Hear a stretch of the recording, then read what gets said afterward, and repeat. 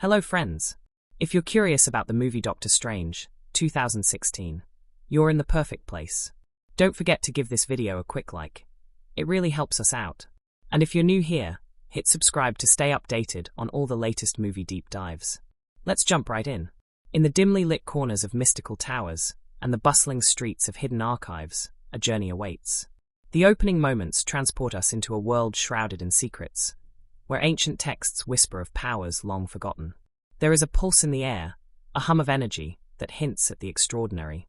As the camera glides through candlelit chambers, the scent of parchment, incense, and possibility fills the senses. This is not merely a tale of spectacle, but an exploration of transformation, of a man whose fate will intertwine with forces beyond comprehension. We begin with a world that exists just beyond the edge of the ordinary.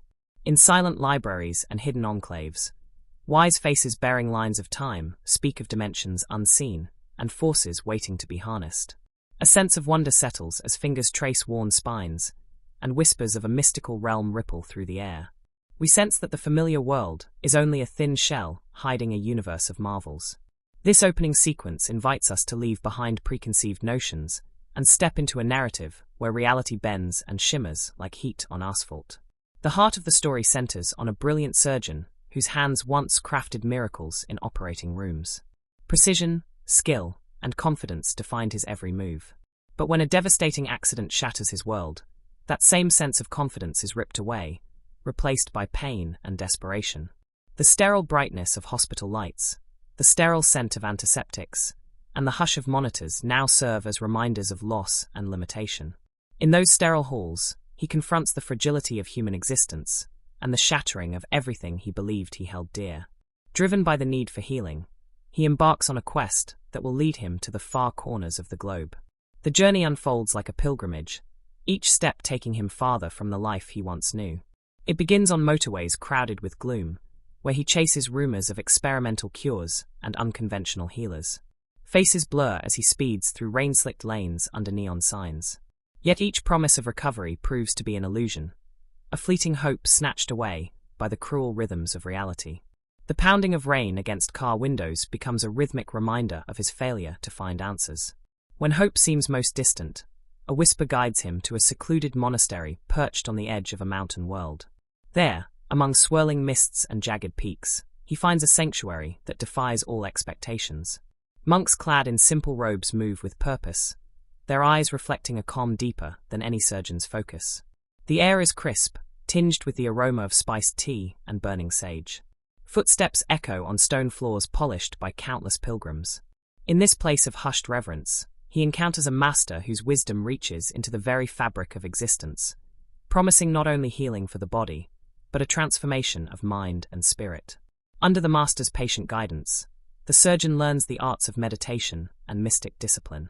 Early mornings find him perched on rocky ledges, watching dawn paint the horizon in shades of rose and gold. Each breath becomes an anchor, each thought a ripple in an ocean of stillness. Through ritual and repetition, he sheds layers of ego, confronting the illusions that bind him to pain. There are moments of triumph when energy sparks at his fingertips, and moments of crushing defeat when fear collapses his resolve like a house of cards. Yet through every failure, he rises again, drawn onward by a force he can neither name nor resist. As his training intensifies, the teachings reveal that reality is shaped by consciousness. A flick of the wrist can bend streets into looping portals, and a gesture can summon shields of translucent light.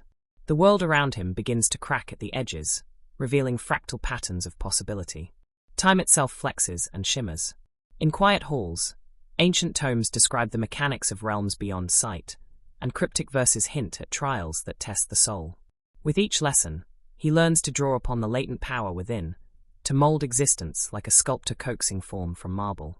Yet shadow lurks over this awakening. In far corners of existence, malevolent forces stir, eager to seize dominion over life and death. Whispers speak of relics that unlock unspeakable horrors, and of a zealot whose madness seeks to tear apart the very fabric of reality. As the surgeon masters his craft, he is plunged into battles that defy logic. Streets pulse and twist beneath feet, and towers dissolve into kaleidoscopic spirals. Enemies emerge from portals awash in sickly green light, their forms shifting like smoke, coiling around him with an intent to corrupt all that he stands for.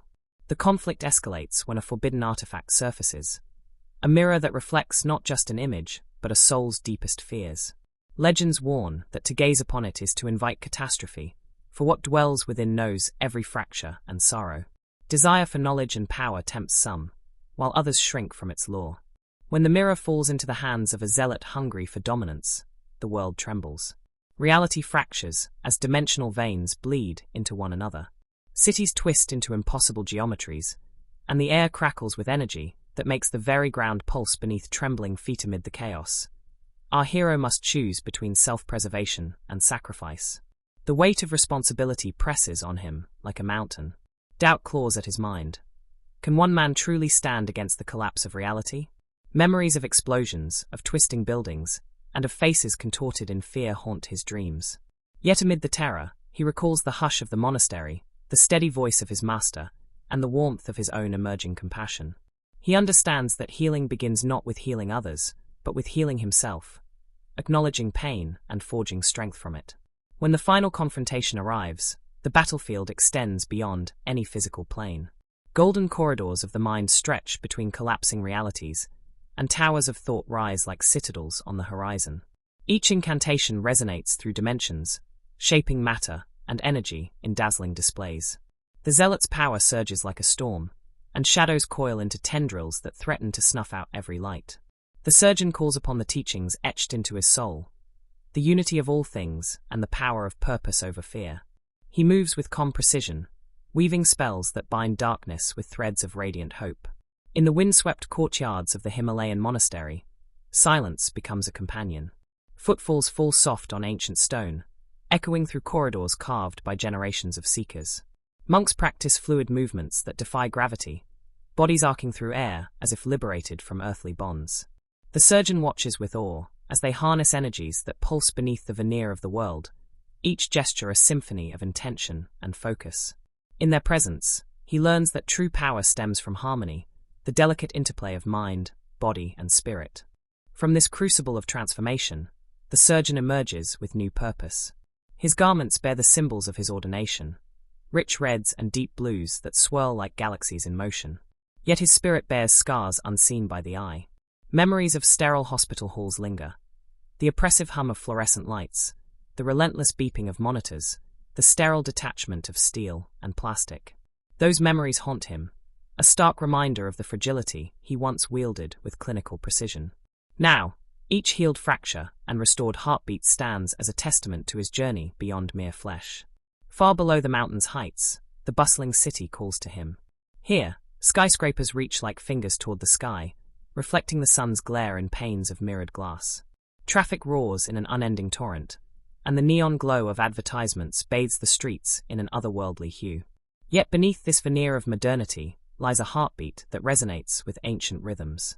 Architects inadvertently echo the geometry of hidden dimensions in their designs, and alleyways conceal doorways that lead to realms unseen by mortal eyes. In the labyrinthine backstreets, he encounters a librarian whose eyes hold centuries of knowledge.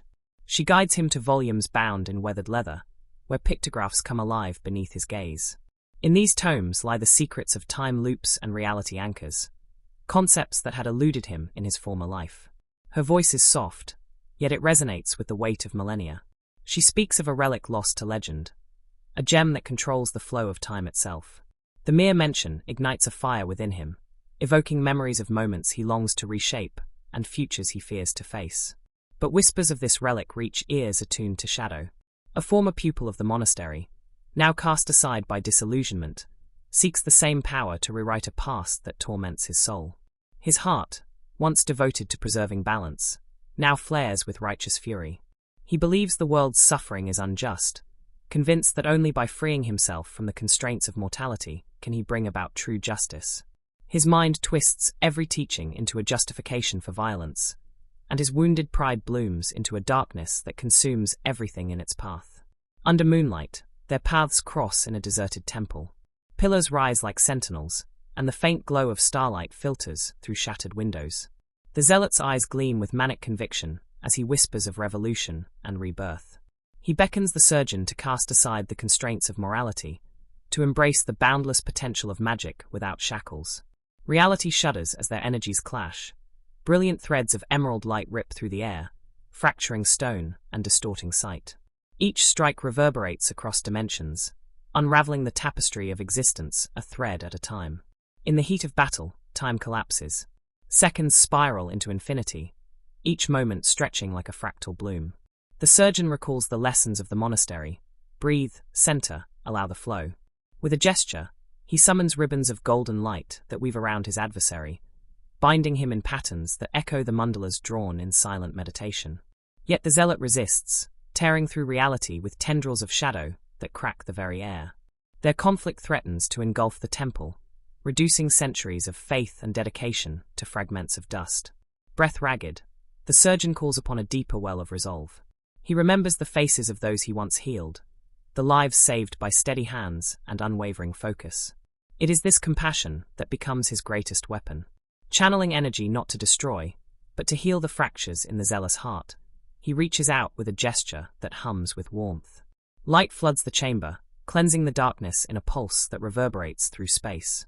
When the brilliance fades, the zealot lies unmoving, his fury replaced by quiet sorrow as he confronts the consequences of his own ambition. Yet victory does not come without cost. The echoes of their duel ripple through multiple planes, alerting those who lurk beyond known thresholds. Ancient sentinels, guardians of realms where thoughts shape reality, stir in their slumber. They sense the tremor of unleashed potential and wonder if balance can be restored. Their eyes, unseen by mortal gaze, observe the surgeon's every step, gauging his worthiness to wield such power. In hidden sanctuaries, statues carved from living crystal open their slitted eyes, surveying a world teetering between harmony and chaos.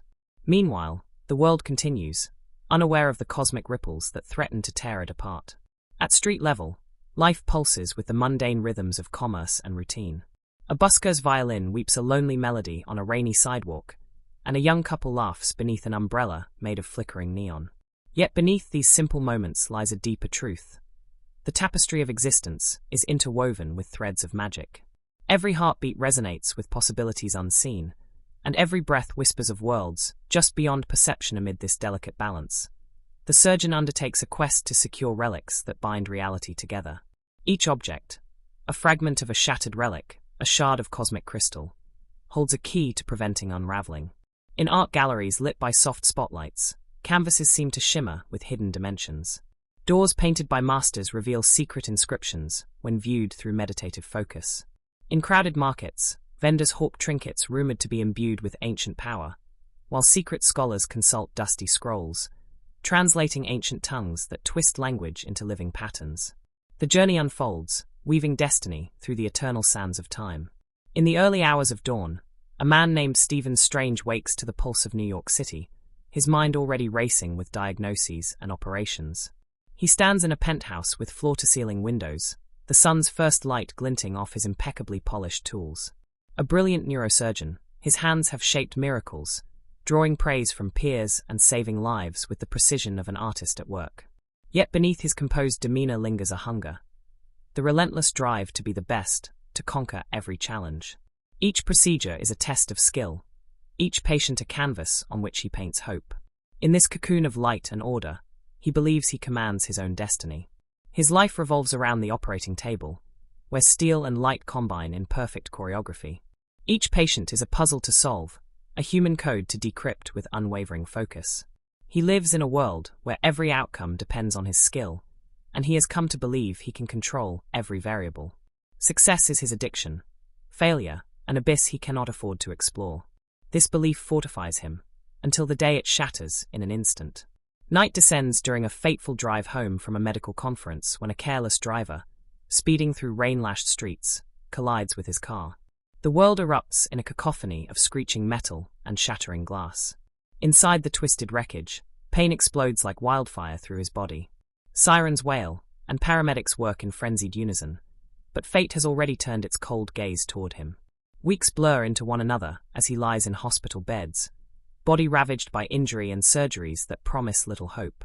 The man who once wielded scalpel and needle with unshakable confidence now stares at a ceiling of sterile lights, acutely aware of what he has lost. When he awakens, his hands, the instruments of his genius, are bandaged and useless. Tendons and bones lie shattered beneath flesh that no longer responds to his will. His identity fractures as he stares at the sterile ceiling lights, the hum of machines mocking the life he once led. In every reflection, he sees a man stripped of purpose, his brilliance tainted by helplessness. The hospital corridors, once pathways to healing, transform into halls of torment, where whispered rumors of miraculous cures in distant lands beckon like sirens, promising salvation beyond the reach of science. Desperation drives him across oceans to experimental treatments in London, where doctors offer procedures that skirt the edge of plausibility. Thousands of dollars drain from his accounts, each attempt ending in fresh agony. He endures bone grafts that blend agony with fleeting optimism, only to be dashed once more. The sterile scent of antiseptics and the cold touch of steel remind him with every breath that science alone cannot restore what was lost. Each setback persuades him that he must seek answers beyond conventional medicine, that perhaps there exists a force capable of healing what cold metal cannot. Rumors of a mystical sanctuary in Kathmandu reach him through hushed conversations in dimly lit lounges. Travelers speak of a place called Kamartaj, perched high in the Himalayas, where arcane knowledge flows through every stone. Some call it legend, but through the haze of pain he clings to any hope. As he boards a plane bound for Nepal, the landscape of his mind shifts from surgery and scalpels to questions of fate and faith. The journey promises answers, but it asks for something far more precious than wealth or fame: humility. The road to Kamartaj winds through cliffs that disappear into clouds. Prayer flags snap in the wind, and the scent of incense drifts through air thin with altitude. He arrives at a monastery carved into the mountainside, its walls alive with symbols that twist and swirl like dance. Monks in saffron robes move with serene purpose, their faces calm in a way that defies description. The world he knew, neon signs, car horns, surgical lights, melts away, leaving only the steady rhythm of chanting and the soft echo of footsteps on polished stone. Inside the monastery's shadowed halls, he meets a man named Mordo, whose gaze holds centuries of battles fought in secret realms. Mordo's presence feels like a blade pressed to his throat, reminding Stephen that life cannot be wrested by arrogance alone. Beside him stands Wong, a librarian whose calm eyes betray a mind that has devoured countless scrolls. In their measured politeness, he hears an unspoken warning. The path he seeks demands humility he has yet to learn. Through tall doors inlaid with silver runes, he finally encounters a figure whose presence ripples the air like water disturbed. The Ancient One. Under her guidance, he discovers that the world is a tapestry woven from threads of energy, each strand a bridge between the seen and the unseen. His first lesson begins with simple meditation, yet his mind, accustomed to racing through diagnoses, recoils at the silence. Thoughts whirl like autumn leaves caught in a storm, and every attempt to focus is met with internal chaos. She encourages him to look beyond the surface, to see the structures that underlie reality. In those early days, his arrogance makes him falter. He expects to master the art with the same ease he once mastered anatomy, but the lessons he must learn are deeper than mere technique. He watches as fellow disciples perform feats that shatter common sense, floating across courtyards, bending hallways into impossible loops, vanishing into thin air. Each demonstration fills him with equal parts awe and frustration. He yearns to seize these powers, to restore not only his hands, but his sense of mastery. Yet every attempt ends in failure. Walls that should warp remain stubbornly solid. Energy that should spark at his fingertips fizzles into nothing. Self-doubt gnaws at him as he questions whether he belongs in this world of mystic discipline. The Ancient One leads him to a chamber of mirrors that reflect not appearances, but possibilities. In the glass, he sees fragments of his past. Family dinners, laughter-filled hospital wards, the surgical table bathed in harsh light. Yet he also glimpses futures overlaid like a shifting collage, each path twisting toward outcomes he cannot predict. She teaches that defeating pain requires confronting one's own mind, facing fears locked away behind layers of denial. In that reflection, he realizes that to heal his hands, he must first heal his spirit. Night after night, he sits beneath the cosmos, feeling the tremor of ancient energies as stars pulse overhead. In moments of stillness, memories erupt: a shattered car window, the agony of the first surgery, the silence of an empty operating room. Each recollection sharpens his resolve to endure, even when his hands tremble at the thought of healing. He begins to understand that to unlock what lies within, he must first release his grip on control. Every step forward demands surrender, a concept that tests the core of his being. Back on the bustling streets of Kathmandu, Caecilius, once a disciple of the Ancient One, moves among desperate seekers with a hunger in his eyes. He speaks of freedom from pain, of transcending the mortal coil. His followers, clad in shadowed robes, listen with rapt attention as he preaches the collapse of boundaries between life and death. They believe that true power emerges from defiance, that the natural order must be torn apart to rebuild a world unbound by suffering. Their whispered incantations echo through narrow alleys, and the air grows thick with foreboding. Word of their machinations reaches the Ancient One through ripples in the flow of time. Without warning, night sky and mountain shift as portals open, revealing glimpses of worlds where gravity bends away like smoke. In response, she tasks Stephen with a mission to the bustling city of Hong Kong, where Caecilius and his followers have set a trap that threatens to unravel reality itself. His heart pounds with both fear and exhilaration, for this will be his first true test, and he has yet to master the powers he will need. He arrives under neon floods that bathe rain-soaked streets in a kaleidoscope of colors.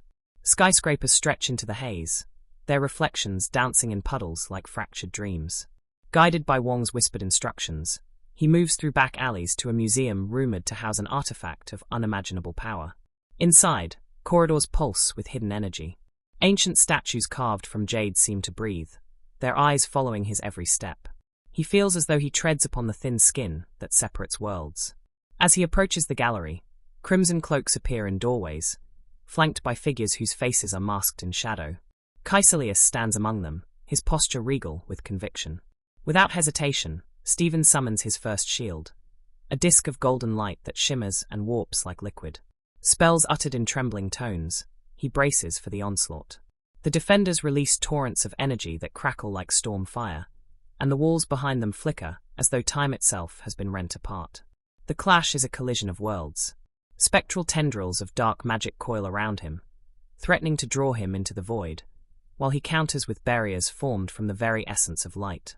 Each strike reverberates through the museum's silent halls, cracking marble and sending glass cases shattering into shards that spin like stars in a blood-red sky. In a moment of instinct, he conjures portals that loop hallways back upon themselves, trapping disciples in loops where the past and future momentarily merge into a single, impossible instant. Caecilius watches with a calm fury, his eyes reflecting ambition that stretches beyond the mortal plane. With a sudden gesture, he tears open a rift to a realm where time collapses into itself and reality unravels like yarn pulled from a fraying tapestry. Stephen feels the pull of its twisted currents, a force that threatens to swallow mind and body whole.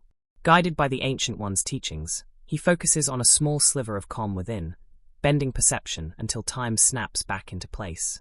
The rippling energy of the museum settles, leaving broken artifacts and quivering echoes in its wake. When the battle ends, the museum lies in ruin. Statues lie broken, relics strewn among crumpled exhibit stands. The disciples retreat into shadows, melting away like mist under sunrise. Stephen, drenched in sweat and trembling with adrenaline, surveys the wreckage of what he has both protected and endangered.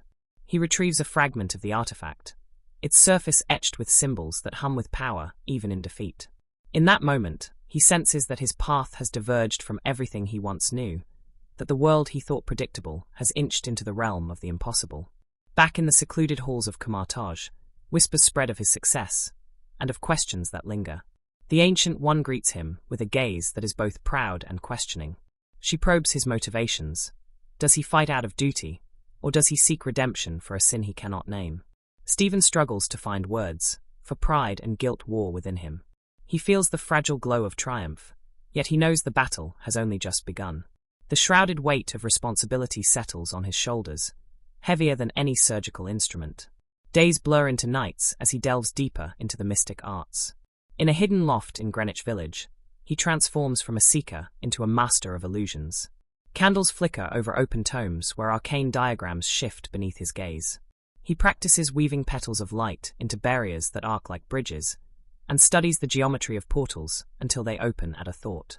The cloak that once felt heavy now drapes around him like an old friend, its fabric rippling with unspoken wisdom.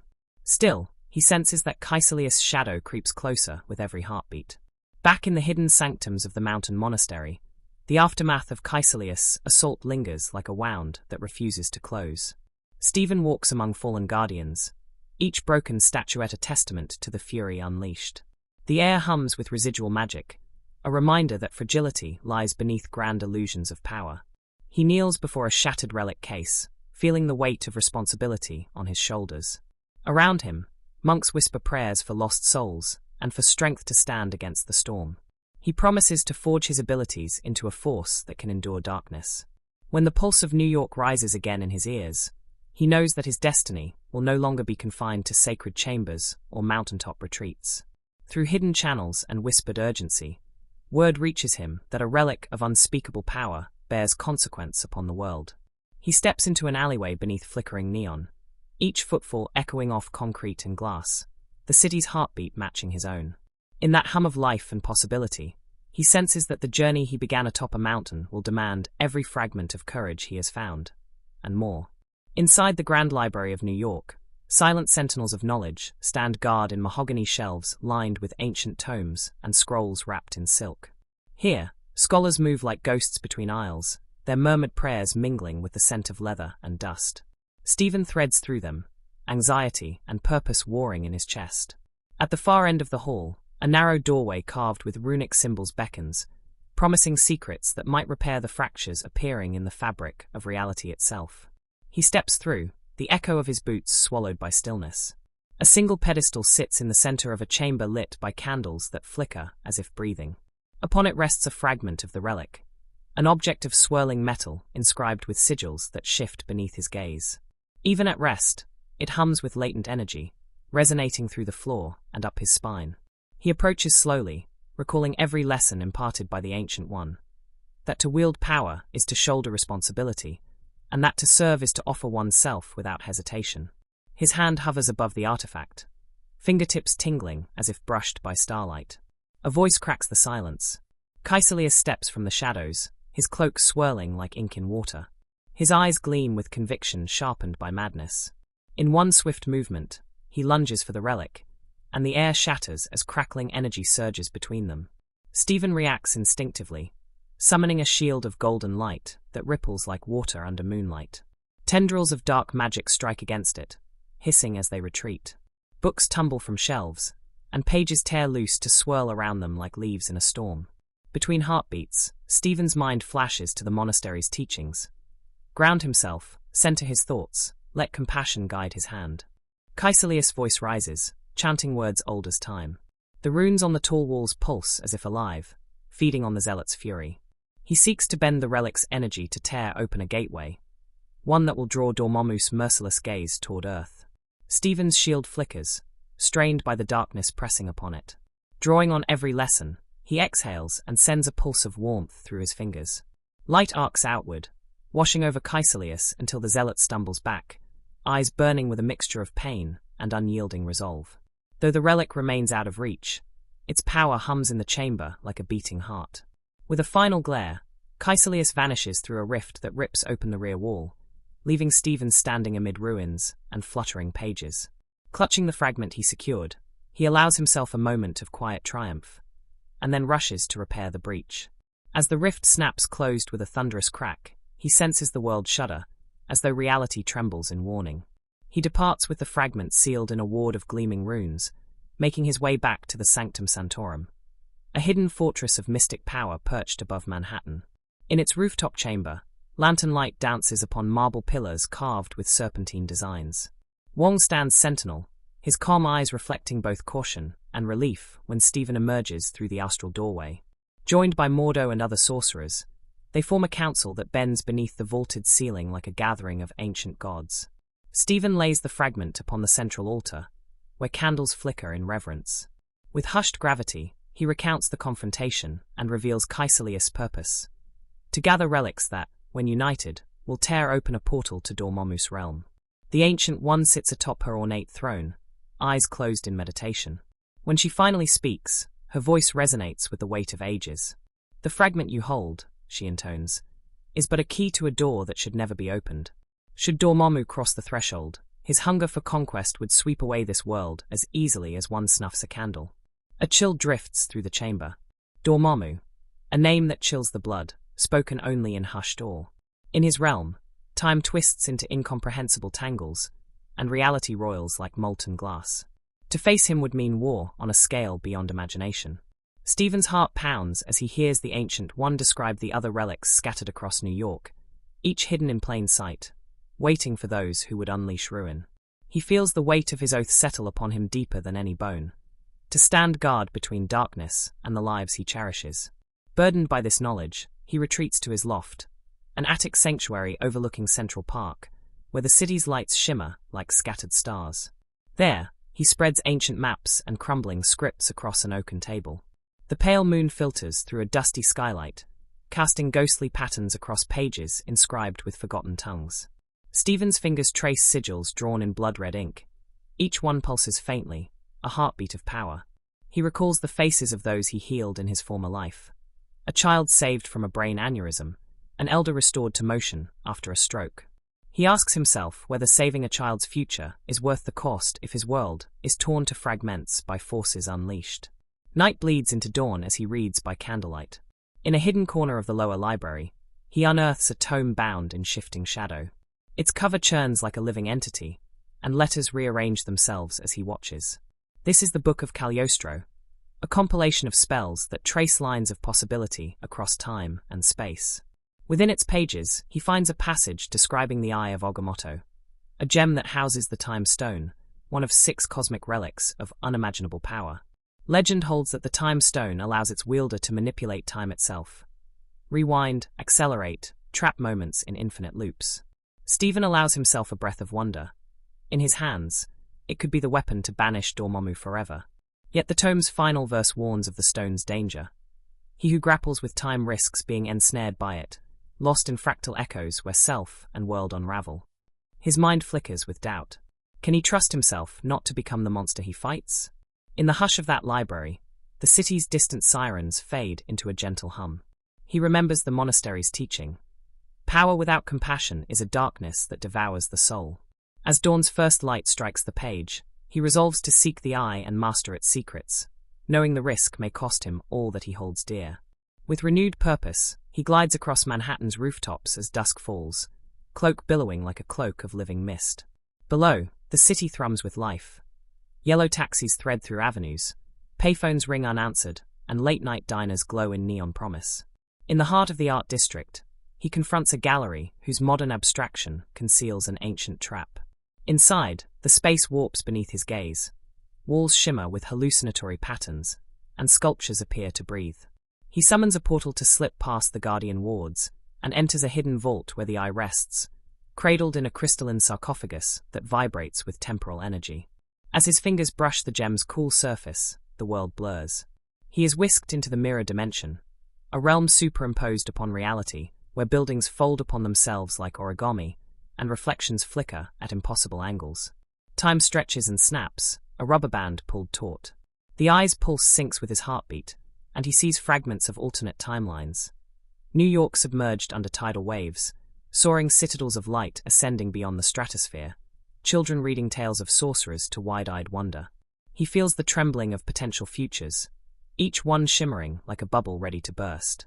He gags on the vertigo of possibility, realizing that to wield the eye is to hold every possible moment in his grasp. In that floating panorama, he grasps the enormity of the task, using the eye to draw Dormammu into this mirrored world, so that the Dark Lord's power will be contained and broken. He steels his mind, recalling the monastery's lessons, to center oneself within chaos, to bend thought to the will without succumbing to panic. Gathering courage like a blade, he wills himself back to the sanctum of the gallery, the Eye of Agamotto nestled against his chest. He breathes in the familiar scents of polished wood and oil paint, the world stable once more, yet forever changed in his soul. Meanwhile, Caecilius and his acolytes enact the final phase of their scheme under a blood-red moon. They gather in the abandoned opera house, a once grand monument now rotting in shadow, its pillars carved with gargoyles whose faces weep moss. Candles illuminate a pentagram etched into the floorboards, and chanting rises in a rhythmic pulse, a heartbeat of dark devotion. Caecilius' voice rings out, alliances forged with promises of ultimate freedom beyond suffering. His followers, faces hooded and eyes alight with fanatic fervor, stand at points around the circle, awaiting the command that will grant Dormammu passage to Earth. Stephen and Wong arrive, just as Caecilius finishes the final chant. The air tears open behind him in a crackling tear of emerald light as a portal snarls to life. Beyond it, Dormammu's realm churns in an endless storm of flame and shadow, tendrils reaching outward like hungry serpents. The very world quakes as the gateway expands, its edges fraying, threatening to swallow the opera house whole. Stephen steps forward, raising the Eye of Agamotto on a chain that hangs like an emerald heart. With a gesture, he summons the cloak of levitation to coil around him, anchoring him in purpose. Caecilius sneers, voice dripping with contempt. You come to challenge destiny? Stand aside, sorcerer. Tremble before the power you cannot know. Stephen's voice rings out. Destiny is not a contract written in blood. It is shaped by the choices we make. He draws the eye forward, its surface swirling like a miniature galaxy, and the portal roars in response, a sound like the cracking of worlds. Energy lashes across the chamber, snapping wooden beams and peeling paint from the walls. Stephen raises a hand and calls the mirror dimension into being. In an instant, the opera house folds. Floorboards loop back on themselves, chairs vanish into reflective planes, and the chandelier above splinters into shards that hang frozen in midair. Caecilius and his followers lunge through the fractal maze of reflective corridors, their forms fractured into infinity. Stephen steps onto a floating rotation of warped marble, the eye guiding him. He calls forth time itself, his voice echoing through mirrored halls as he speaks the incantation that draws Dormammu's attention.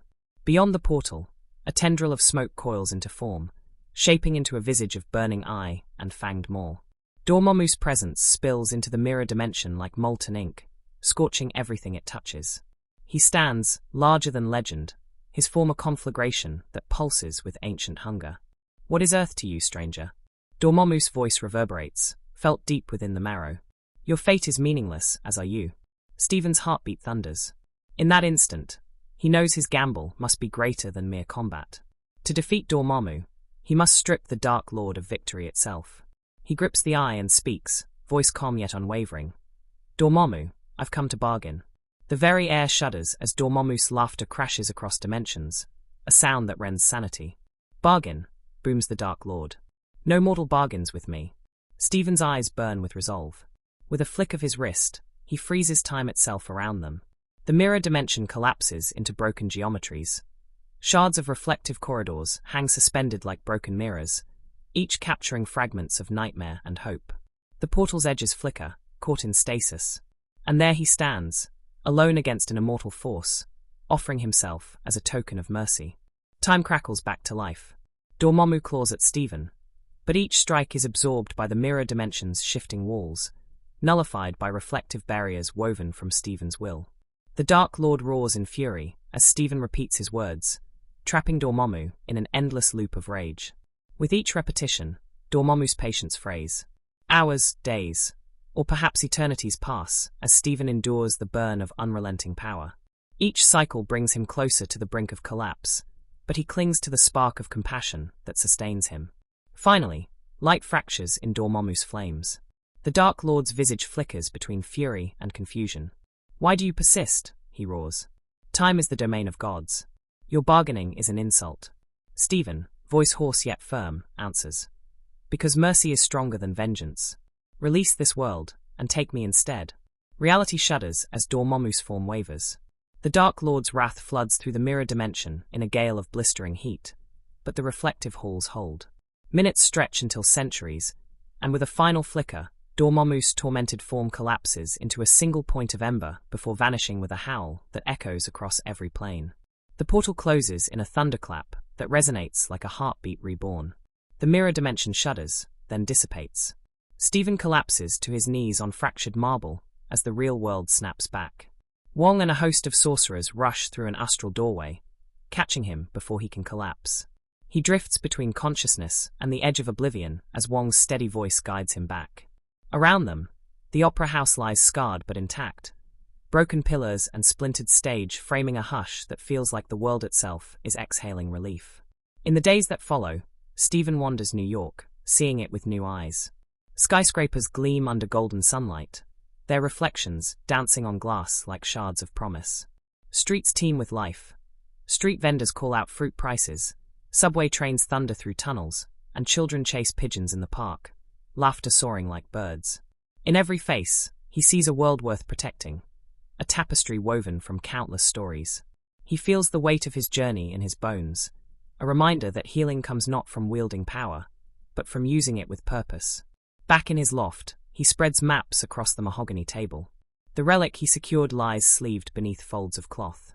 As he traces bank lines on ancient charts, he recalls the faces of those he healed, the fears he faced, and the new reality he has embraced. He is no longer simply Stephen Strange, brilliant neurosurgeon. He is a guardian of the fragile boundary that separates light from darkness. A gentle peace settles in his chest as he folds the cloak of levitation over his arm, its fabric humming with silent promise. Late one night, the sanctum's cloisters echo with the soft trill of chanting. The sorcerers convene beneath a tapestry of starlit frescoes that depict battles waged across realms. The Ancient One stands at the center, her eyes closed in serene contemplation. When she opens them, her gaze rests on Stephen. Pride and challenge sparkle in her expression. Without words, she acknowledges that a new era has begun, one where the sorcerer must teach what he has learned, and remain ever watchful for shadows that stir beyond mortal sight. As dawn breaks over Central Park, Stephen stands at the sanctum's rooftop balcony. The sky glows with pink and gold, and the city awakens beneath him in a mosaic of movement. In his hand, he holds a copy of A Course in Miracles, a reminder that reality is shaped by thought, and that love is the truest shield. He breathes deeply, welcoming the crisp morning air that carries the scent of possibility. In that breath, he feels the silent promise of tomorrow unfolding, a story still being written in every heartbeat. His journey is far from over. A world teems with wonders that beckon, mysteries that invite him beyond the limits of perception. But as the sun's first rays strike the eye of Agamotto hanging at his throat, he knows that in every choice lies hope. And in that hope, he stands ready, both healer and guardian, bound by duty, guided by compassion, and rooted in the unwavering belief that even in the darkest hour, a single act of mercy can reshape destiny. In a world tremoring with unseen forces, a brilliant surgeon stands at the precipice of transformation. His life was once defined by steel, light, and anatomy, each success a testament to mastery. Beneath meticulous calm, though, lay a hunger, a need to excel that hardened his heart. Brilliant blue eyes assessed every variable in a patient's brain, as if the mind were a puzzle. He believed that perfection lay in control, that if he could conquer the body, he held dominion over life itself. But that man shattered in an instant. A car crash, rain-slick roads, shattered glass. In those fleeting seconds, his world splintered. Pain consumed him as surgeons stitched broken bone and severed nerve, but they could not stitch the fracture in his soul. Awakening to physical ruin, he stared at bound fingers that would never again wield a scalpel. The world of hospitals and healing became a cage of sterile lights and whispered pity, and the only remedy remaining lay beyond the reach of medicine. Driven by desperation, he journeyed across oceans to contemplation under foreign skies. In Tibet's shadowed valleys, he sought whispers of cures that defied science. But miracles proved illusions, and fame counted for nothing in broken bones and frayed spirit. Rumors persisted of a hidden sanctuary where ancient knowledge healed what modern tools could not. Each rumor was a candle flickering in corridors of doubt, guiding him toward a path he neither expected nor desired. When he arrived at that sanctuary, the monastery perched against jagged summits, he expected salvation. Instead, he found challenge. Monks moved like whispers through corridors etched with runes older than empires. In their calm repose, he sensed a power shaped by discipline, not ego. He encountered a warrior monk whose watchful eyes spoke of dedication. The monk's staff was an extension of will, a channel for energy that rippled beneath every gesture. And then the Ancient One appeared, her presence a quiet storm. Beneath robes that shimmered like midnight, she bore eyes that had seen centuries pass. Her beauty was tempered by lines inscribed from burdens borne. She spoke with soft conviction of worlds layered like pages in a book, each waiting to be turned. In her gaze, he saw both promise and a warning. Regain your hands, or lose your soul. In that first lesson, he learned his greatest flaw: arrogance. He attempted to command energy with the same ease he once commanded scalpels. But where surgery demanded precision, mystic arts demanded surrender. His mind, accustomed to calculating outcomes, rebelled at silence. Thoughts raced like river rapids, and every attempt to still them ended in failure. Each broken spell reminded him that mastery lay not in force, but in humility. The Ancient One guided him through corridors where time bent like light through crystal. He watched acolytes ripple through dimensions, their forms warping like reflections in disturbed pools. He felt awe at their grace and frustration at his own fumbling attempts. Each misstep revealed a truth he resisted. To heal others, he must first heal himself. He could no longer hide behind skill. Pain demanded confrontation. Meanwhile, a former student lurked at the fringes, a zealot whose belief had curdled into vengeance. His eyes burned with fury, convinced that pain shackled mortal souls. He sought to tear down boundaries between worlds, believing that transcendence required war. Beneath a cloak of midnight fabric, he murmured incantations that twisted the air into spirals of darkness. Each step he took left reality fraying at the edges. In the monastery's hushed halls, the Ancient One sensed this gathering storm. She dispatched the surgeon to New York, where the zealot's final move would unfold. Armed with a cloak that moved like living shadow and a resolve tempered by humility, he returned to a city he thought he knew.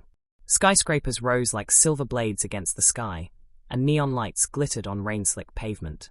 The city's hum felt familiar, yet he approached its streets as one stepping into uncharted territory. Guided by a librarian whose calm voice balanced caution with wisdom, he discovered that hidden within a museum's marble halls lay a relic that could shatter reality.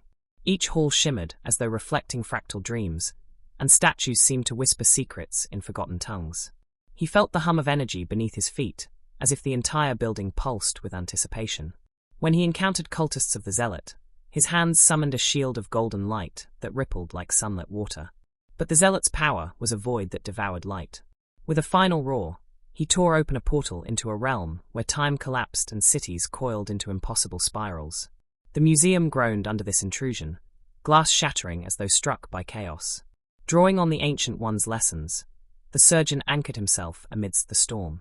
He bent perception to reshape corridors, looping hallways until the cultists found their own shadows chasing them through twisted halls. The clash felt like gods warring above mortal stakes.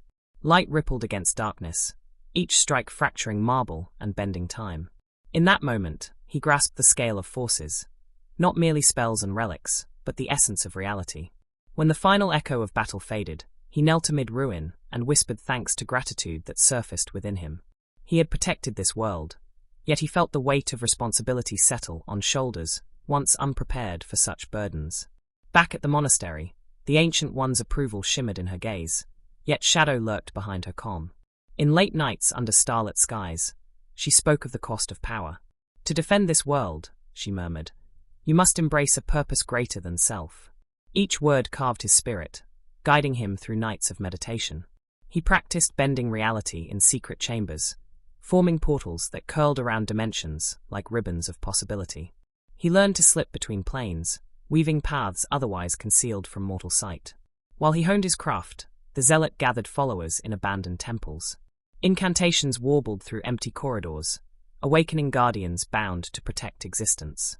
When he completed the ritual, a rift ignited in the sky above New York, bleeding emerald light into the night.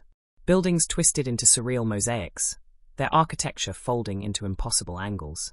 Aware that this confrontation demanded more than his fledgling power, he sought an artifact that granted mastery over time, a gem housed within a hidden gallery. He slipped through back alleys under starlit snow, hood drawn tight against winter's chill. When he reached the gallery, the world shifted into the mirror dimension, a realm where reflections were strands of possibility and time flexed like rubber. Buildings coiled into Escher-like loops, and gravity bent to thought. As he grasped it, visions bloomed before his eyes. Futures where he failed, where the city lay in ruin, and where his sacrifice was nothing but a whisper lost in cosmic winds. Each vision forced him to confront fear itself. He felt the gem's energy surging through his veins, warping perception until every moment stretched like a fractal. Yet amid that chaos, he found a single truth. Power used without compassion became a curse, for no lesson remained when the heart was sealed in darkness. Clutching the gem, he returned to the sanctum above the city's rage. There, he joined a council of sorcerers whose robes fluttered like lantern flames. Wong, the librarian, studied scrolls of containment, while another guarded a window revealing the fisher's roiling heart. Each bore scars of battles fought in shadows. He placed the gem upon an altar carved with runes, radiating calm. The council debated the cost of sealing the rift, and speculated whether the zealot's hunger could be contained. When the hour arrived, he ascended to the rooftop, the city's neon veins shimmering below. He donned the ancient cloak, feeling its weight as shield and banner. The gem's light pulsed like a heartbeat. In that moment, the veil between worlds thinned until he heard whispers of realms beyond sight. He inhaled, centering himself in the eye of the storm. Below him, the fissure squirmed like a wound in the sky, tendrils of emerald flame eager to consume. The zealot emerged amidst a swirling choir of cultists, gaze blazing with fervor. He raised arms toward the fissure as if embracing an old friend. Shadows leaped from his fingertips, knitting into shapes that writhed like living nightmares. Buildings twisted as his sorcery bent reality. The world tilted, as if set upon a cosmic spinning wheel. He faced that tempest with trembling fear and resolute calm. Drawing on every lesson, he summoned the mirror dimension once more. The air split as dimensions layered upon one another, forging a realm where past and future collided in a dance of light and shadow. He summoned the gem's power, bending time into a corridor where moments looped in repetition. He spoke to the zealot, voice steady despite the storm. "I have come to bargain." Reality stuttered as the zealot's fury met his resolve. Time folded until the two stood in a corridor where reflections stretched into infinity. The zealot roared, each echo fracturing mirrored walls. Yet each strike was nullified as the corridor looped back upon itself. He repeated his words, trapping the zealot in endless cycles of confrontation until the zealot's resolve fractured like glass. He extended mercy instead of vengeance, offering a hand amid chaos. In that final ember of conflict, he realized that compassion was mightier than any spell. The fissure collapsed in a thunderous sigh, and the city exhaled relief as reality knit itself whole. He stood upon the rooftop, cloak billowing like a banner of dawn, as neon lights flickered back to normal. Below, crowds paused in wonder, sensing that the world had turned on a new axis. Beside him stood Wong, keeper of law whose calm resolve anchored the tides. He sought counterspells, each scroll a beacon against oblivion. Together, they felt a darkness as stars, the true hunger of Dormammu stirring dimensions within the halls of the sanctum. Another figure emerged from the shadows, a warrior whose loyalty shifted like sand in a storm. He had walked alongside the surgeon at the monastery, their paths entwined in shared lessons. Yet his heart harbored questions. Was devotion to a cause enough when justice demanded action? He watched as the zealot's darkness spread, each betrayal etching lines of doubt across his soul. When the surgeon confronted the zealot atop the fissure, this warrior monk stood between allegiance and conviction, torn between duty and the courage to challenge those he once called teacher.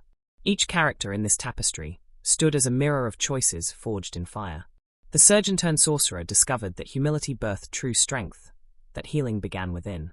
The Ancient One's legacy reminded him that sacrifice was the price of balance. The monk who guided him embodied loyalty tempered by wisdom, while the zealot's downfall revealed how righteous anger crumbled without compassion. The librarian's quiet devotion underlined that knowledge, wielded with care, became a shield against oblivion. In the soft glow of dawn, he returned to his loft, gazing over a city reborn. The gem rested at his chest, its pulse resonating with the heartbeat of time. He felt the weight of every life protected, every choice drawn from compassion. He understood now that mastery demanded surrender to forces greater than ambition. With resolve, he stepped into a future woven by choice and tempered by mercy. The tapestry of character unfolded around him, each thread a testament to journeys carved in shadow. When the world first glimpsed the kaleidoscopic journey of Doctor Strange, 2016, few suspected that the tapestry of magic unfolding on screen had been woven from threads as strange off-camera as they would be in the story itself. Long before the film's release, whispers circulated through the hidden corridors of Marvel Studios. Rumors of secret sets, unexpected inspirations, and production choices so curious they seemed themselves to be enchanted. In the hush of early mornings on sound stages, crew members exchanged tales of late-night improv sessions with lead actors, of mystical artifacts that doubled as dinner plates, and of sequences shot so secretly that not even the director's closest confidants knew what magic would emerge. The seed of the film was planted when screenwriter John Spaihts stumbled across an obscure comic issue that described a surgeon whose arrogance is shattered by an accident. Instead of pitching him the straightforward hero's arc, Spaihts told Marvel, "I want a man who loses everything and then scrambles through a world of illusions to find himself again." This restless vision intrigued producers, but it also puzzled early concept artists who spent weeks sketching versions of the film's mystical cityscapes. One artist, delirious from sleepless nights, began painting buildings that curved like ribbons and streets spiraling inward. a nightmare he had refused to discuss at family dinners. His work would later influence the film's most iconic effect, the city-bending mirror dimension. Casting the ancient, one brought its own peculiarities. Directors scouted across continents, meeting with sage-like figures in remote monasteries to understand how an ancient mystic might truly speak. When Tilda Swinton finally accepted the role, she insisted on living in an isolated cottage near the English coast to better prepare, surrounded by tidal waves and salt spray. Locals still recall seeing her walking across cliffs at dawn, robe billowing, reciting lines from the script in Latin. Only much later did producers admit they had encouraged her to prepare as a hermit, hoping she would bring an otherworldly calm to the role. The cottage, cobbled together with flickering candlelight and Tibetan relics borrowed from museums, became her own personal Kamar-Taj, until one morning when she discovered 2 goats munching on ancient scroll reproductions carelessly left on a windowsill. On the opposite side of the spectrum, Benedict Cumberbatch's preparation for the surgeon-turned-sorcerer was no less eccentric. He spent weeks shadowing a renowned surgeon at a London hospital, but he also insisted on learning classical guitar to show the character's passion outside the operating room. He mastered a Chopin nocturne and would occasionally serenade the crew between takes, his fingers dancing over strings as if conjuring spells. Production notes reveal that Cumberbatch's guitar sat beside his trailer alongside yoga mats and piles of geometry books, tools for meditative practice. More curious still, he asked if he could handcraft the character's magical sigils with calligraphy ink, resulting in over 100 sketches that eventually influenced the swirling patterns seen in the final cut. The film's physical sets were masterpieces of illusion themselves. In Scotland, an abandoned distillery was chosen for a secret sequence involving ancient rooftop battles. The crew worked under blackout conditions. No outside lights, no cell phones, and a rotating schedule, so that no single group of workers was on set long enough to piece together the location. One local farmer later recalled seeing strange lights dance across the hills at odd hours, flashes of neon green and purple, that turned out to be test shots for the portal effects. The distillery's crumbling stone walls were reinforced only enough to hold plaster facades that, at a distance, appeared to be standing fortresses. When windstorms threatened to bring the roof down, the art department gathered in raincoats, chanting protective incantations written in Marvel's unofficial set safety handbook. But perhaps the strangest occurrence of all was the series of on-set miracles reported by various crew members. On 3 separate occasions during night shoots in New York, fog machines malfunctioned, releasing thick clouds that obscured entire streets. Electricians on rooftop install teams swore they saw orbs of light drifting through the haze, illuminated mist that formed perfect circles, hovering for moments before vanishing. Rumor has it that on one of those nights, the lead actors were shooting atop a high-rise crane when a sudden gust swept in, bending steel beams without harming a single person. Crew whispers later described the event as a spirit of protection, though Marvel executives coyly attributed it to state-of-the-art safety rigs. Still, the tale spread among the grips. The magic of the story bled through and guarded us. Behind the scenes, the VFX teams brought their own brand of eccentricity to life. To create the film's signature kaleidoscopic cityscapes, artists trained not only in common 3D software, but in vintage animation techniques from the 1960s. One veteran animator smuggled a life-size Viewmaster into the studio, insisting that viewing city skyline photographs through those red lenses would reveal hidden patterns. He taped Polaroids of New York cityscapes to the lens, spinning the reels until fractal-like shapes emerged. Over coffee breaks, he shared these glimpses with colleagues, who began building digital fractals directly into texture maps. When the final renderings of crumbling towers and bending roads appeared on screen, no one was surprised. They had glimpsed the otherworldly blueprints months before. The cloaks and costumes held secrets of their own.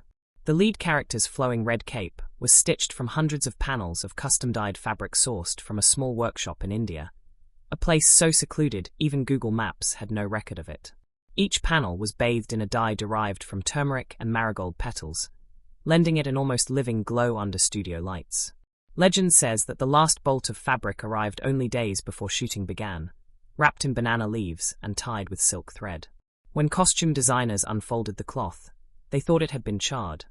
The hues were deeper than any red they had seen. They soon realized the workers had included a rare Indian herbal pigment that shifted in different angles of light, lending the cape an uncanny shimmer that no digital filter could match. Meanwhile, the The art department battled with another mystery. For the scene in which ancient books float from shelves, the prop masters built hundreds of lifeless books hinged to wires. Yet on 3 different takes, a handful of volumes slipped free and drifted gently toward the camera, as if guided by invisible hands. The director called it the library's will, though prop masters blamed faulty wiring.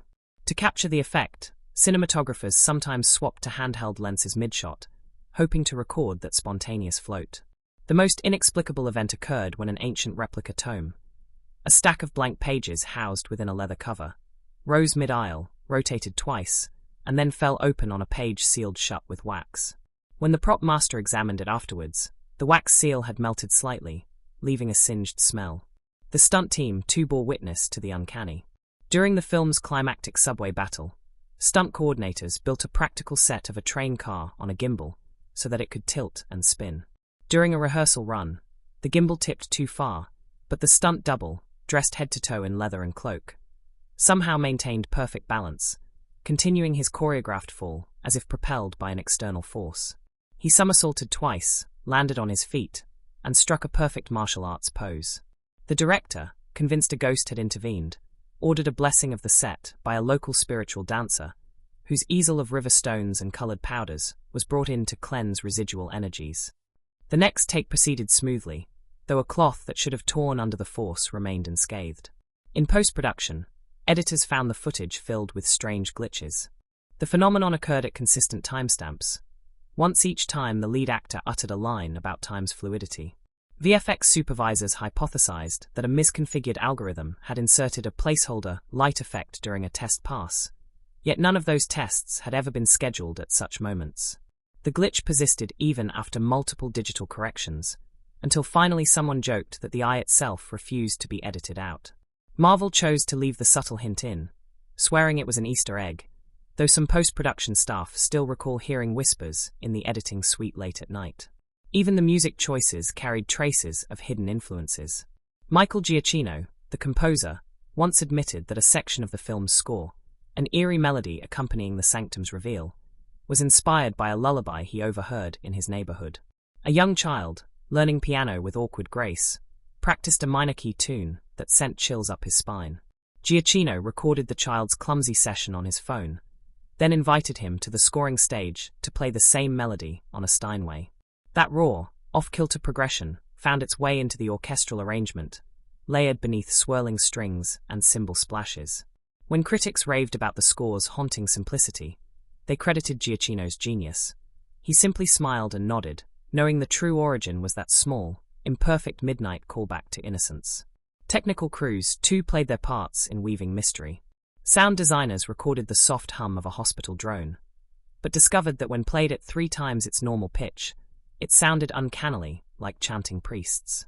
They layered this pitch-shifted drone below dialogue in meditation sequences, creating a subliminal sense of ancient rites.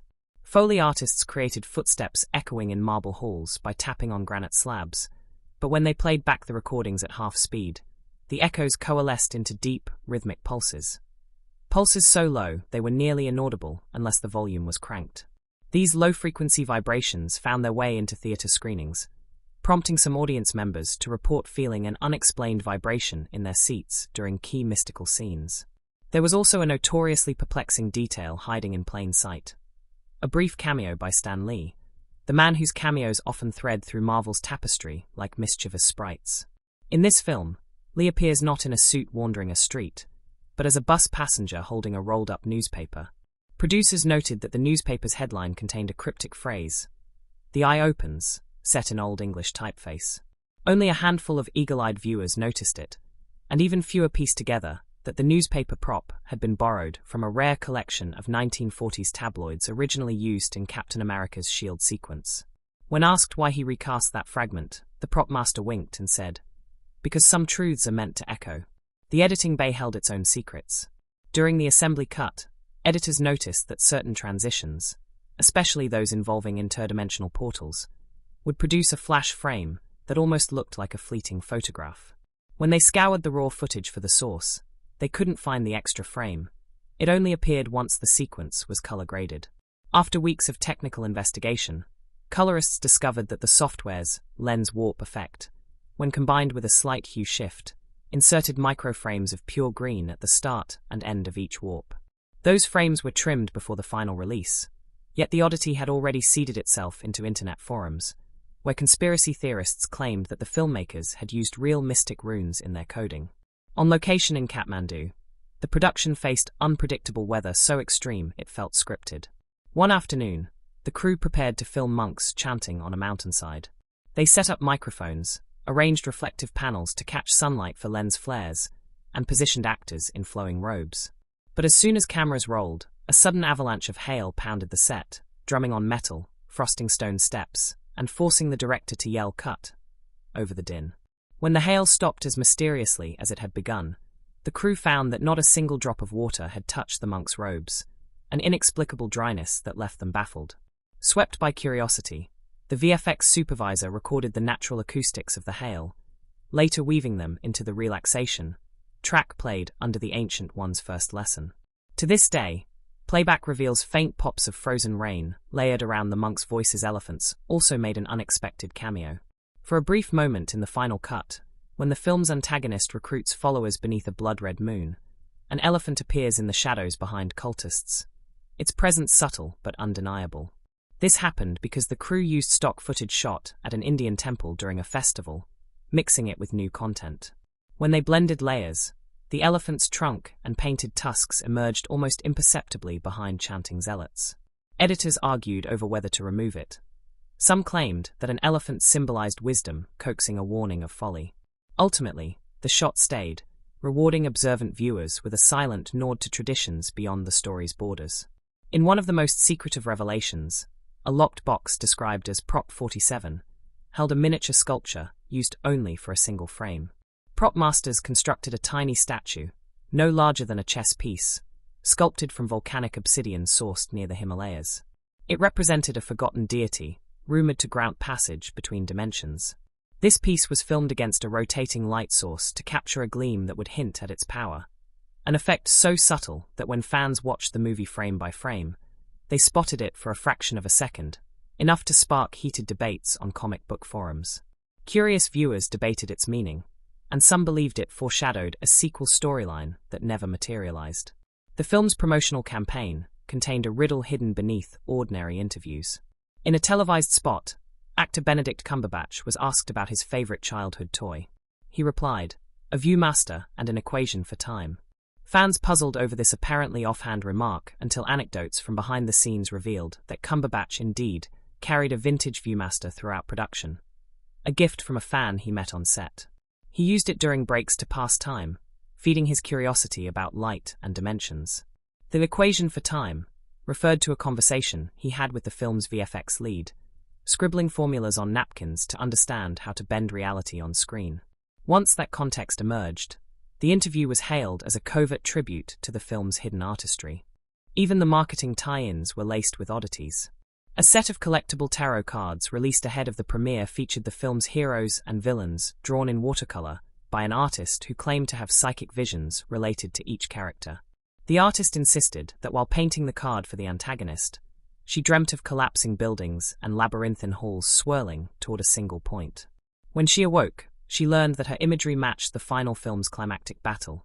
She had not yet seen any footage. Toy manufacturers picked up on this anecdote and produced limited edition versions of the cards, each sealed with a holographic symbol said to protect against bad luck, a notion that thrilled fans of occult curiosities.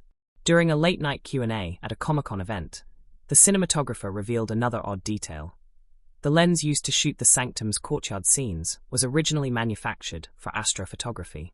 He said, "We needed a lens that could capture faint glimmers of reflected light in near darkness, as if the set itself held ancient power.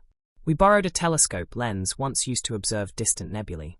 The lens was carefully adapted to fit a Panavision camera, and when the filmmakers captured the courtyard under candlelit glow, the footage held a subtle star-like sparkle, so faint it appeared only on large screens." Test audiences later described feeling as though they glimpsed the night sky itself folded into the film's architecture. In the editing suite, one final oddity arose. The color palette for the city-bending sequences shifted imperceptibly with each cut. Colorists had used custom software that sampled hues from old psychedelia posters and fractal art prints, mapping them onto the film's edges. They tested dozens of color charts, many of which produced unsettling visuals that made crew members feel as though their eyes were rolling inward. After a herd of theories in online communities suggested the effect induced mini-trance states, the team tweaked the palette just enough to produce a vivid but not hypnotic swirl. Fans with high-definition televisions later claimed that pausing specific frames revealed hidden glyphs, symbols drawn from early comic issues that had not appeared elsewhere in the film. When the final cut was locked, even the credits hid their own secret. A handful of letters in the names of the production companies were rendered in a font called Vishanti, a custom typeface inspired by ancient Sanskrit glyphs. If viewers photographed the credits and applied color filters, they could isolate these letters and discover a hidden message: protect the threshold. Cast and crew agreed to keep this Easter egg under wraps for years, letting only die-hard fans discover it by chance. Perhaps the most touching oddity came after the film's release, when children around the globe began drawing versions of the Eye of Agamotto on school notebooks and backpacks. One letter arrived at Marvel Studios from a young fan who claimed he had dreamt of magic portals, recreating them in uncanny detail on a sketchpad. He said that in his dream, portals shimmered like rippling water, and when he woke, he understood that the movie had tapped into something deeper, a collective longing for wonder. The letter arrived with a scanned photocopy of his drawings, each lined in green ink. VFX artists later tweeted that they even considered engraving one of those childlike designs into the film's promotional statue of the cloak, until they realized it would again reveal a hidden symbol. Looking back, the production of this film remains a tapestry of secretive experiments, synchronicities, and deliberate echoes of mysticism. From the hermit-like preparation of its star, to the goats in Swinton's cottage nibbling on priceless props, to the elephants that slipped into background scenes unannounced, every layer of production felt as if guided by some unseen hand. The final product, beloved by fans and celebrated by critics, thus carries within it more than just a story. It holds the residue of all those wondrous confessions and peculiarities that make us wonder if, in pursuing a tale of magic, the filmmakers themselves unknowingly opened a portal to something inexplicable. And so, as audiences continue to glimpse the twisted streets and swirling runes on screens around the world, they might pause to consider the hidden origins of those images. Perhaps, in some quiet corner of the editing bay, or on a fog-shrouded set in Scotland, a prop master whispered a wish that real magic could break through just for a moment. And somehow, through hailstorms that missed their targets, through glitching frames that refused to be scrubbed clean, and through childlike sketches that fed the creative flame, that wish was granted, if only briefly, blurring the boundary between film and reality in the strangest of ways. Truly, in the quiet glow of a midnight screening, the first echoes of cell phones being turned off swirl like incantations in a temple. The audience settles into the plush seats, and a hush falls over the room. As the film begins, we are drawn into kaleidoscopic streets that fold in on themselves, beckoning us into a world where perception must be questioned. The opening event is not just a spectacle, but a challenge. It forces us to abandon our comfortable frame of reference from the very first frame.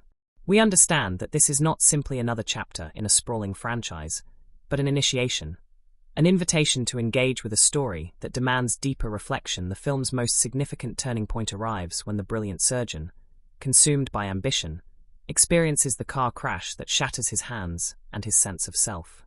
In that moment, the world darkens, and we are plunged alongside him into the sterile, fluorescent-lit chambers of the hospital. This event functions as both literal and symbolic rupture. It critiques the hubris of believing skill alone can conquer fate. We feel the weight of his loss as if it were our own, each beep of the monitor resonating like a reminder of fragility. The narrative jolts us from comfort into crisis, forcing questions about identity. Who are we when our defining talents crumble? Critics have noted that this scene transcends mere plot device.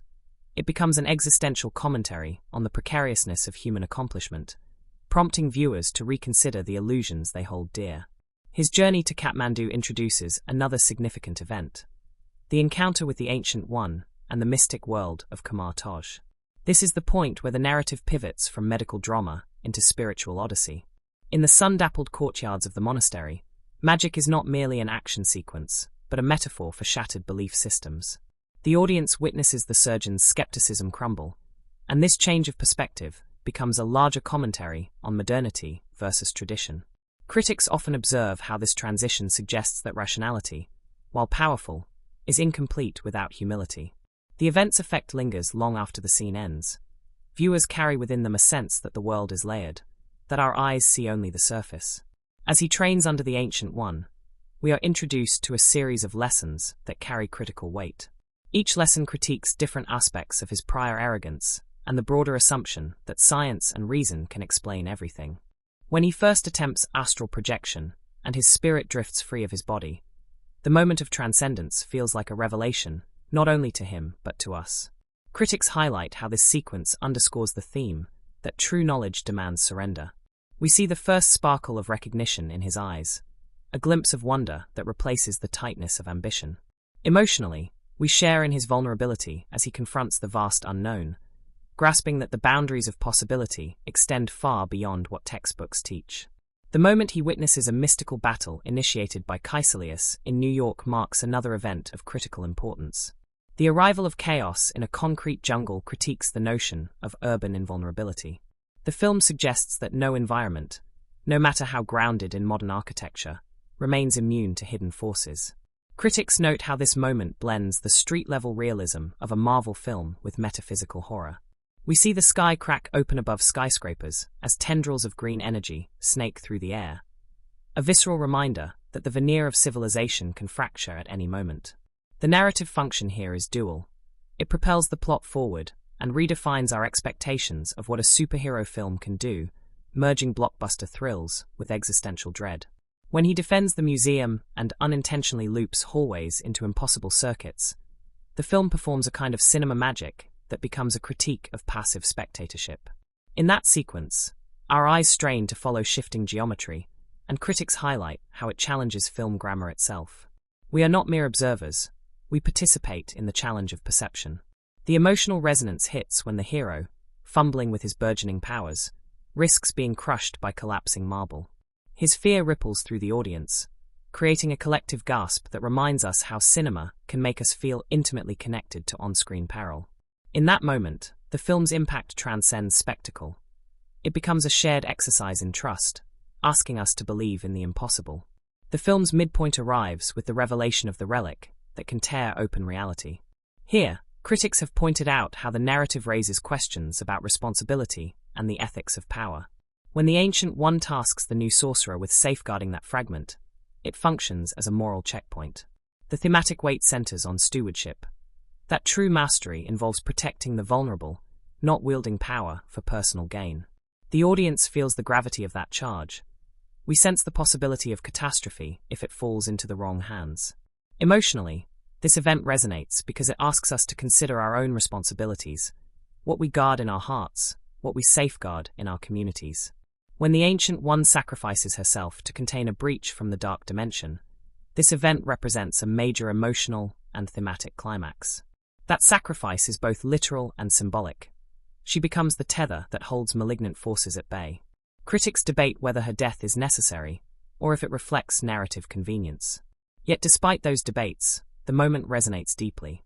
Her final words, entreating her student to protect the world, resound as a passing of wisdom from one generation to the next.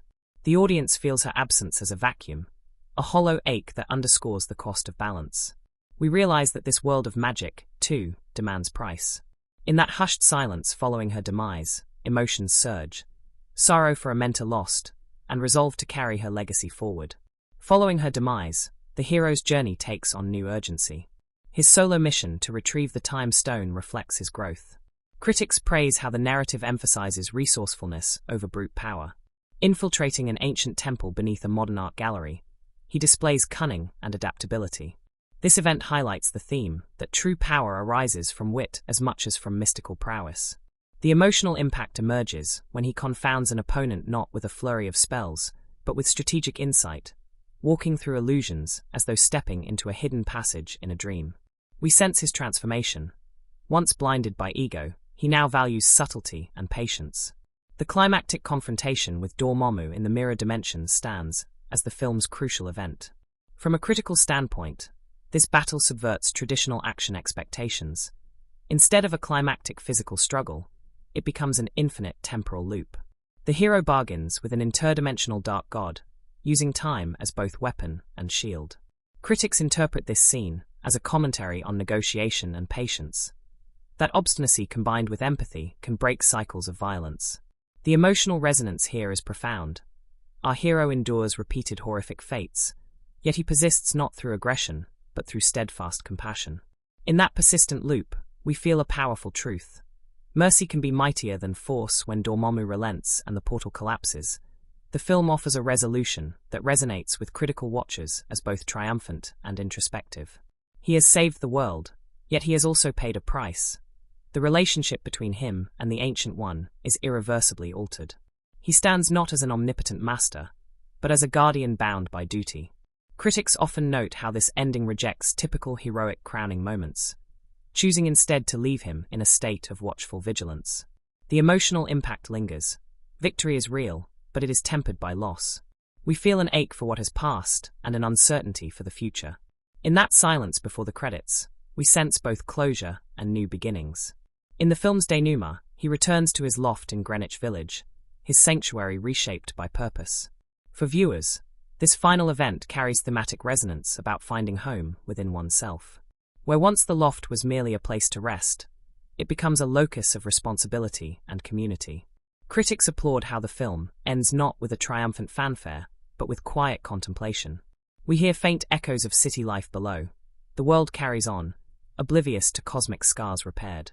The emotional aftermath is subtle but persistent, a reminder that our greatest battles often occur within, and our greatest victories lie in maintaining equilibrium. Throughout these events, the film's impact and reception hinge on how it weaves spectacle with introspection. Critics have noted that it revitalized the superhero genre at the time, introducing metaphysical complexity rarely seen. An analysis of significant events reveals how each turning point blends narrative function with thematic depth.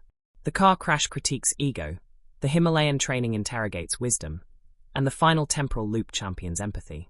Together, these sequences craft an emotional architecture that resonates long after the credits roll. Viewers remember not just the visual feats, but the questions those feats evoke about resilience and sacrifice. Another critical perspective examines how the film engages with ideas of reality and perception. In scenes where skyscrapers fold like origami, critics saw reflections of modern life's psychological disorientation. Our digital age often feels like a maze of screens and virtual echoes. These sequences mirror that sensation, making the metaphysical tangible. The film's events thus resonate beyond fantasy. They echo our daily negotiations with technology, truth, and illusion. Audiences felt this keenly. In post-screening discussions, they compared hassle of tangled headphones or glitching apps to the hero's struggle to untangle reality itself. Emotionally, the film leverages these events to create empathy, not only for the hero, but for broader human vulnerability. When he kneels beside the shattered relics and mourns his broken hands, we sense our mortality reflected. When he stands before Dormammu, bargaining with compassion, we feel hope in the face of unrelenting dread. Critics have pointed out that these emotional beats matter because they humanize the cosmic stakes. The events become more than plot points. They become mirrors for our own struggles with failure, fear, and redemption. The film's reception also hinges on how these events are experienced in communal settings. Audience reactions during IMAX screenings often included gasps when dimensions folded and cheers when the hero triumphed over seemingly invincible evil. These communal responses become part of the film's impact, forging collective memories. Critics argue that witnessing these events on a grand screen deepens emotional resonance, creating a shared space where wonder and anxiety coalesce. This synergy elevates the narrative from mere entertainment to a communal rite, a shared exploration of what it means to face one's limits and transcend them. Reception studies note that diverse audiences brought their personal histories to these events. For some, the car crash echoed real traumas. For others, the spiritual odyssey reflected their own quests for meaning. Critics stress that the film's events allow multiple entry points for varied viewers. This inclusivity underpins its success. Emotionally, people felt seen within the fantastical. The events, while grandiose, always anchored to human experience. In community forums, fans shared how the hero's vulnerability mirrored their own battles with doubt, forging connections across differences of age and background. More nuanced critiques examine how the film's events perform gendered functions. The mentor's death scene, for example, subverts the trope of women in cinema, serving merely to motivate male protagonists. While she dies, her presence remains integral as her teachings shape the hero's final victory.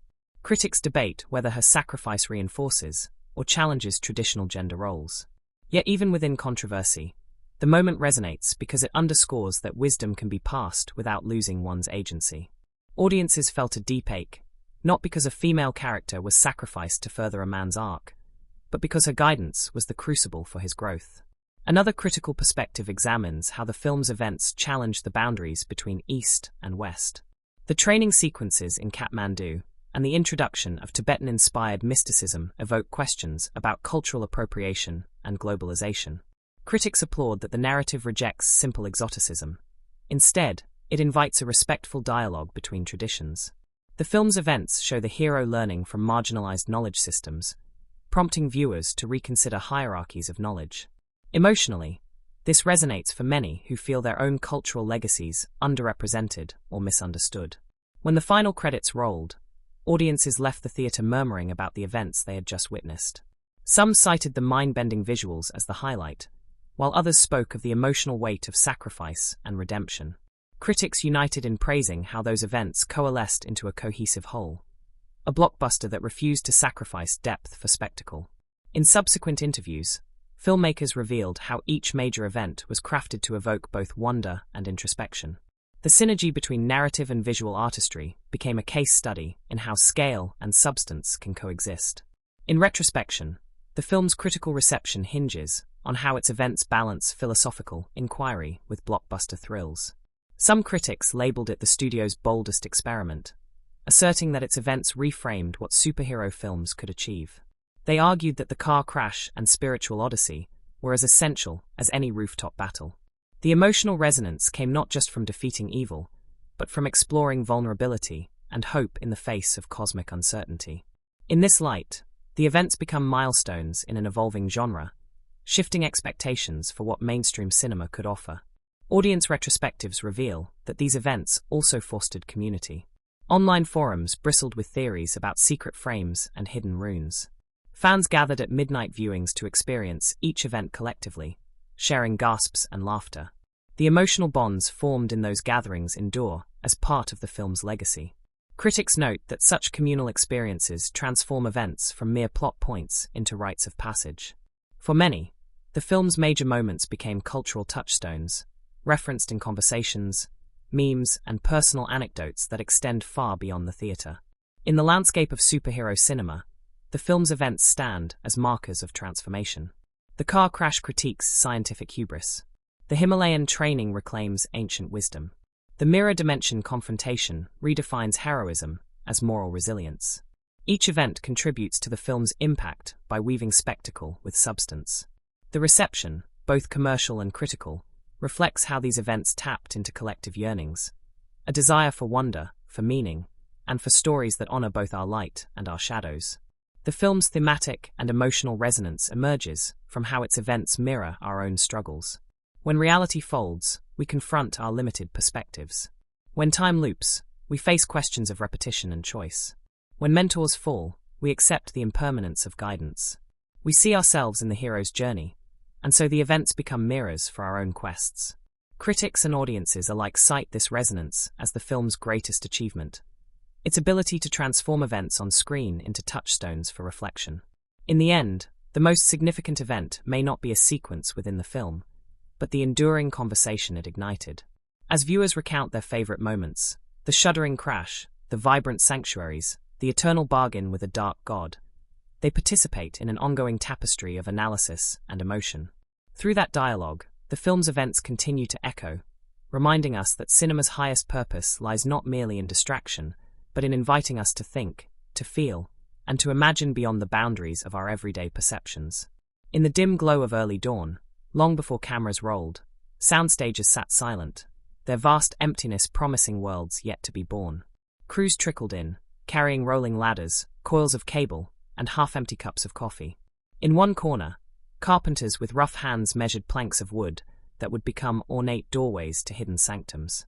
In another, Painters mixed pigments in buckets, testing hues that would one day glow under carefully arranged lighting. The air was thick with anticipation. This would not be a simple story to shoot, but a tapestry of realities stitched together through ingenuity, artistry, and sometimes sheer luck.